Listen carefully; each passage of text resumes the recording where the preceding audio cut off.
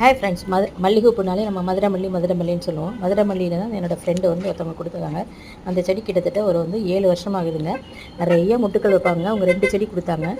அதே இதை ஒரு 2 செடியுமே ஒரே தொட்டிலே வச்சுருந்தேன். நிறைய மொட்டுக்கள் எடுப்பாங்க. இப்போ அதுதான் உங்களுக்கு போன தடவை நிறைய மொட்டுக்கள் எடுத்து காமிச்சிருந்தேன்.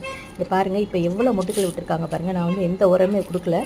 முன்னாடி கொடுத்த ஒரு உப்பு உரம் மட்டும்தாங்க. ஒரு உரத்தில் வேரை விட்டு தள்ளி கொஞ்சோண்டு கல் உப்பு உரம் கொடுக்க சொல்லுவேன். அது இந்த தடவை அப்போ கொடுத்தது தான். அதுக்கப்புறம் நான் எந்த உரம் கொடுக்கல. லீஃபை மட்டும் நான் கட் பண்ணி விட்டேங்க.